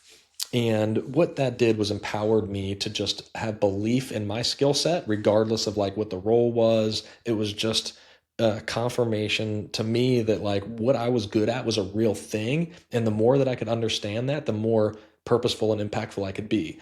And then like, what does that impact mean is like over those couple of years, we were able to scale, business multiple seven figures by just all of us believing in our core purpose. So the quicker I understood that, and I didn't view that as like, I almost was climbing a ladder at one point where I was like, I just want to be a CEO. I want to start something. I want to do my own thing. And then I was like, I don't need any of that. Like what, besides a title, like what does that do for anything? And I started working towards what I enjoyed, and like I gained, perspective into what my skill set, whether, I'm a little different or, look at things uniquely, how that was positive and impactful. So that was a good one for me. And secondarily and lately, because I think that question could be asked all of the time or after you read every book, a buddy of mine wrote a book, Mark Ensign, who is a marketing director, came from, big fortune world, and now works in smaller business. And he wrote a book called Don't Be a Dick. And it was about his neighbor, and his name was Dick. And it was totally about this guy who was an Emmy award winning producer and was the most humble guy ever, and just poured into a relationship to Mark when he moved. And what it did was sparked a lot of awareness and consciousness to me to just be nice to people. And that goes a long way in your day, and you feel really good about it. So like little examples were just to, and it's so funny. It was the exact opposite of what you think. And he spells it with a capital D for the name instead of a lowercase d for the bad word. But like I've read the book on a plane. I got off and I saw a guy in a wheelchair who was struggling, and the flight attendant was trying to help with his luggage, and it was like a mess. And I was like, oh, I could be a dick. And I was like, I'll go over and I'll help wheel this luggage and get him out there. And I was like, that's what Dick would do, right? Is be nice. And dude, I felt amazing rolling somebody's bag 30 feet to the exit of the airport. And now we have a text thread amongst like our leadership team, and our organization has adopted it now, where we call them meaningful moments. So we kind of rebranded it so Mark doesn't sue me for copyright infringement, but it's like intentionally in your day doing things that make you feel good. And like outside of doing a deal, you can feel amazing about just being intentional and doing something nice for someone, and then being aware of those moments. And I'm not talking about putting them on Facebook and bragging about them, but it's like it makes you feel great. And I love doing it now. Like I like go out of my way, and I text my buddies and my leadership team, and I was like, dude, I'm such a dick. Like I just gave up my seat on the airplane, and I'm sitting in the middle, and these people are together now. Or hey, I did this and I'm late because I stopped and helped do this. And it's kind of like learning your personality profile. Like there's giving profiles that people have that make them feel great. And if you've learned what that is, and we just discussed like being purposeful in life, if like you can have good friends, do what you like to do, and then feel good about it through making impacts like that of those meaningful moments, you really like string together these awesome dopamine hits throughout your day and your week and your life that like generally leave you on a high and you feel better about it. So that's one that specifically and recently has really stood out to me, that we've had a lot of fun with as well. So those would be my two picks. So don't be a dick. I love that. I've never read it. I've never even heard the title before. I just wrote it down. I'm gonna add that to the It's short collection. and an easy read, and there's like no secret to it, but it's really cool. The principle and like, I think like the funness to it, and you get to say like the counter opposition of that of just being like his neighbor Dick, is really cool. So I won't spoil any more for you. I would encourage you to read it. But the world needs some nicer people and people to intentionally go out of their way to just help and be thankless with those style things, and it doesn't cost any money, and it's like you don't know who's having a bad day that you may impact on, and I think people find at the end of that that you even feel really good about doing that. So that was a Yeah, little bit of a softer side one. I'm glad that I'm not the only one. I really enjoy. I know this is like has little impact in the world, but I like to let people out in front of me in traffic. I will stop and strobe my headlights and let them know that they can go to like cross when there's like a red light or something. And like I always tell my wife that it takes very little to make someone's day go really well. Or when I see people like out trying to sell bottled water at like street corners, I know they're technically not supposed to be doing that. I'll pay them for the bottled water and then not accept it because I love that they're out here hustling and trying to make some money instead of like just sticking their hand out. And little things like that cost you almost nothing, and they make you feel great. They make the person feel great, and this call me crazy, but I think the whole universe is connected. And I think when you put good things out in the universe, good things come back. And so, we're a real big believer in the go giver here. And so in the next question, we're going to ask about go giving, but everything good that's ever happened to me happened because I gave first. And then every time bad things started happening to me in the world, it's when I stopped giving. I like to donate to charity. I like to find ways to be helpful and useful to society. I give blood, and every time something bad happens to me, maybe it truly is or is not connected. I don't know, but every time something bad happens to me, I look back and it's like, oh, I haven't given blood in a long time. Oh, I forgot to donate to a charity. I haven't been very nice to people and letting people cut me in line. And so now one of my first mentors taught me this, and I didn't believe it at the time. I'm like, yeah, okay. Like he was an older guy with gray hair on his head, lots of experience, and I'm like, okay, let's get to the part where you tell me how to make money. And it just went in one ear and out the other. And then finally, after living and being more in tune with the universe and how human beings work, I'm now starting to understand that nothing good can happen to me until I do something good first. And I hold myself to that standard. But so I love that I'm not the only one. I brought that up because you said that you just like to help people with these small little things. And so, um, Yeah, I adopted that so much that this was another one. But Brian, who I said from Motivated Leads, it's called The Goodness Game, oh, we get a and bonus book, but but we there you go, got bonus book. don't be a dick And and the goodness game. I've never even heard of that. The and they're goodness they're game. both similar principles. So I was telling Brian about the first book that I read, and he's like, "Dude, I'm literally just releasing a book on this," and his started with the same thing, where somebody helped him 15 years ago, ended up staying at their house for like 2 nights when he ran away from home and was a knucklehead child. And he actually took it a little bit further. There's a framework in there of learning how to give back and how to be good. And there's some really cool stories in there. There's actually a quiz you can learn your giving style, whether it's like money, time, impact, a skill, whatever it is, like your physical labor. And you can start to associate things like that. It's to no surprise, right? I've systematized even how I give charitable donations, but it makes sense for me. But no, it's cool, and then you can start to do that because some people won't, and they're like, Michael, like I don't have money, like right, I'm trying to get my business going. How do I give back? And it's like it's not about the money at all, right? It's just like how can you make an impact? How can you put that energy out in the world, and how can people reciprocate that to you? So like if you're not giving, it's really hard to receive also because you're not in that frequency, or you're not in the right mindset to be able to accept something. So yeah, I agree with you, and I think it's a good kickstart to people, and their mentality to even be able to receive is also to be able to give. Yeah, I'll take it one step forward. I was going to move on to the next question, but you talked about the goodness game, and I can see you and I kind of align on this a lot. So I'm gonna take it one step further. There was an event that happened in my life when I was in my early 20s where somebody I met, we had a good rapport, a good relationship, and they paid for me. This is when I was financially struggling. They paid for me to take a class to get a certification to help me um, grow professionally, and help that would open up some opportunities for better jobs. And so not only did they tell me like, if you want to do this job, you got to go get this certification. They also paid for it. They were in a very strong financial position in their life, and they like to give, and they are Christian people, and they give a lot to charity, and they're always looking for their next good deed to do in the world. And I'm a young dumb kid, and they just see that there's hard work and good ethics involved here.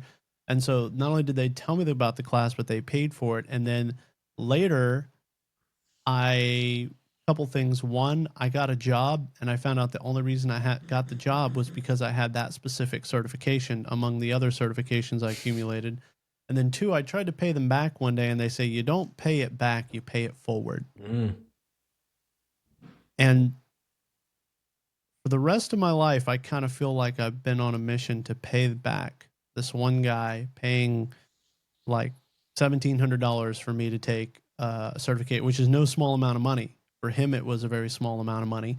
And I've given back many times over that $1,700. And I That's still amazing. feel like I have something inside of me that's driving me, that I owe the world, I owe the universe, I owe people that are trying to get going in life, that I feel like I'm in debt, not to that person, but I'm in debt to karma, whatever you want to call it. I don't have a word for it. But so I'm share that story. I've never talked about that story on this podcast before, only because you talked about the goodness game, and I can tell you really feel it when you talk about it. So thank you Yeah, for that's dragging awesome, that man. out of me, Congrats Ben. on that, and you paying it forward exponentially in return.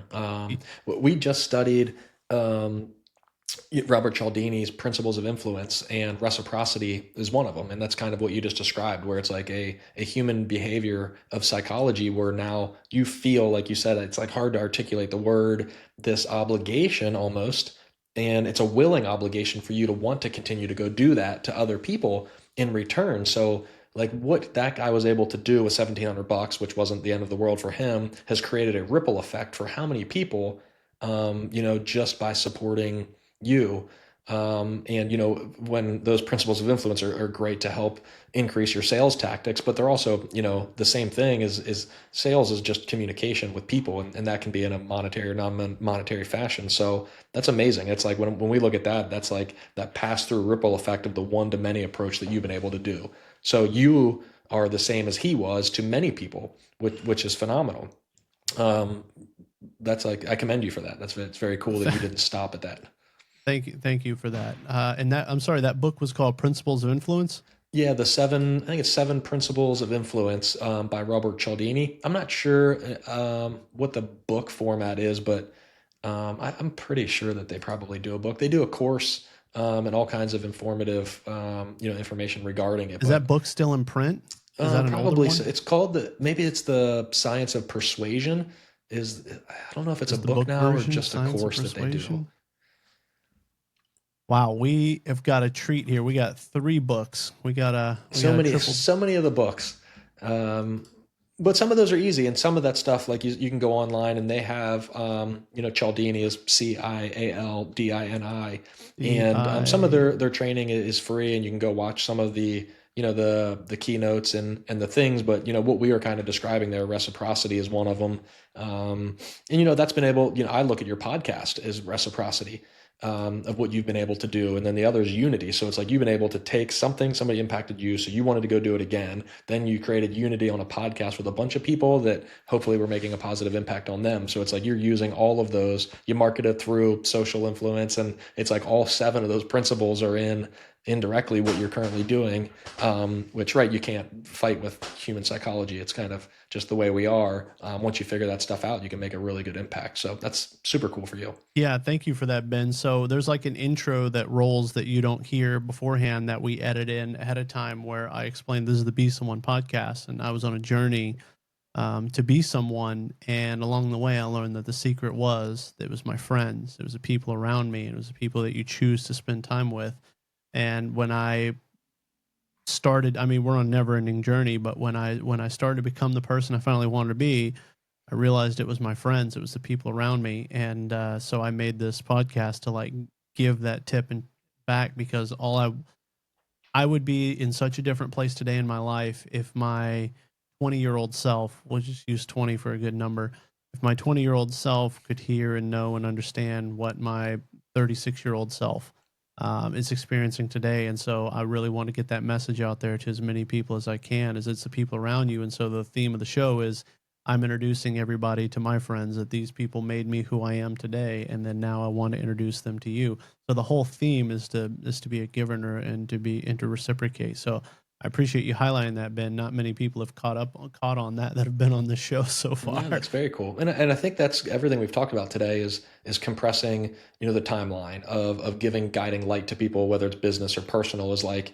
right, take that wisdom, take that, relationship, whatever it is like with intent to help. So it's like, okay, what took us 10, 12 years? Like, I want to help you do it in one. Why do we have a community? Like, unfortunately, I can't do it for free at this point in time, but it's like, I want to be that trustworthy guide to help you, right? Like, I want to do the same. Like, I want to give back in the best possible way, that I can, to help people's experience and trajectory of life change in the same capacity that, mine's been able to. Yeah, absolutely. And so, as we move on to the next part of the show, because this has just been so awesome, I'm trying to move it along here, but you just keep dropping so much gold. I have to like stop on the notes, and we just have to go deeper on all these subjects. And so, we're a big believer of the Go Giver here. If you haven't read the Go Giver, there's book number 4 for this episode. Go read the Go Giver. And I like to tell everybody, your parents gave to you long before you were ever able to give back to them when you were a child. And if you work a normal job, you work for 2 weeks or more before you get a paycheck. And so you have to give before you can receive in this life. And I always like to remind people that if you stand in front of a fireplace holding firewood, yelling, give me warmth first, and then I'll give you this wood, it's going to be a very cold winter. And so I ask every guest that comes on that, what is it today that you could give our audience? I think the best thing that's obtainable and a reality that I can give to a mass audience is to invite them inside of our community for free to come experience that for a period of time. So come do a free trial, and I mean that in a non-hook sales way. I mean that, and come in, take advantage of everything that we've built. You get unlimited and full access. You get to come experience calls. You get direct access to me via DM or whatever it is, and come in there and ask whatever question or find whatever resource will get you one step closer to your pursuit of purpose than where you are today. And bail after the 7-day free trial if you want, stay for forever if you would like. I would like to extend that and allow people to come in there, which we generally don't do. But I want to help people, as we just discussed. I want to create that ripple effect. And if that's one person that takes advantage of that, amazing. If it's a bunch, even better. But leverage it and leverage us and the people and the community in there as a trusted resource to get closer to your pursuit of whatever it may be. If it's a tactical question or a personal accomplishment you need to overcome. So come do that and get access to everybody inside of there. Wow, that is awesome. And so we'll provide the link in the description below or in the show notes. But is it a how do they find it? Is it a long link, or do they email something? What do they do? Yeah, I mean, if the easiest thing is just to go to ramprei.com, and we turned on, a free trial for this, so that we didn't steer people to a dead end. And you hit any of the links in there for the academy, and it'll take you right to a page where you literally can click. It's the 2-click for to get into the community with a free trial and a 1-click unsubscribe. So, like I said, just come experience it. Come hang out. Come ask a question. Leverage as much as you can in the free trial period as you'd like, and hopefully we can help you get some answers and get you moving on your journey. That's a win for me. So selfishly, I would ask to come hang out and just get a hold of us, spend some time. That is awesome. And then what can our audience give to you? The same. We're talking about relationships and energy today. It's like, go share this story, go tell part of this story to somebody, go share a book that may change somebody else's life. in the community. Tell us how we've impacted you, right? Write a testimonial. Like I met the other day a girl who worked in sales, lead manager, right? So for quick terminology, a more of an entry level position into an investing organization. First time came to the United States. She came to meet us at a mastermind community because those were her friends and her tribe.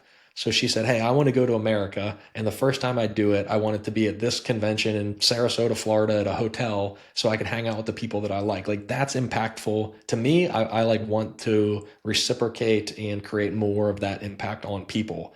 So just however that happens, that's by coming in there, experiencing it, saying a good word, telling somebody about this show today to spread Michael, you and I's, messages and our stories. That's it. Just take part of that. Go be a dick somewhere else and share a good story intentionally to someone. And that's capital. That's a name, so we don't get this thing bleeped or taken down. But just have some conscious awareness to go do that intentionally is all that I would ask of people. And for us That's all to do. awesome. And then where can people find you? Yeah, I think social media, Instagram is my favorite place to be. My name's in the bottom half of this thing on the podcast down here in the corner. It's Benmont. There's not many of us. You're either going to stumble across Benmont Tench from Tom Petty and the Heartbreakers, the band. That's not me. The other one that likely shows up on Instagram is me. So there's not a lot of choices there. But yeah, just search for Benmont on there. My username's BT Locker, and just again, tell me a good story. Tell me what impact this had on you, or let me help make a connection for you. Again, just want to give back and be intentional about it. That's awesome, Ben. And you can find me on Instagram at Michael B. Someone. And if you like the books that we mentioned here and you want to see the books that are on this shelf behind me here, there's a link in my description where you can get my reading list. It's free. Click in there. We're going to ask you for your email address, and then we'll send you our reading list. And we are going to add the books mentioned there to that reading list as well. That's awesome. And if you have questions for me directly, anybody, please, I give out my cell phone number on this podcast. It's 832-301-9672. I haven't regretted it yet. Please don't be the one that makes me regret doing that. And please text me. Don't call me. I get so many spam calls all the time that if you're not saved in my contacts, I won't be answering you. So shoot me a text and say, be a go-giver, or shoot me a text and tell me which part of the Ben story you like the best. And if you have any questions about the show or any resources we can give you, we love to be go-givers here. So shoot me a text with your questions. This was the Michael B. Someone podcast, and I'm asking everyone to go be awesome, go be someone, and go make today something special. This was Benmont Locker and Michael B. Someone. Until next time. Thank you.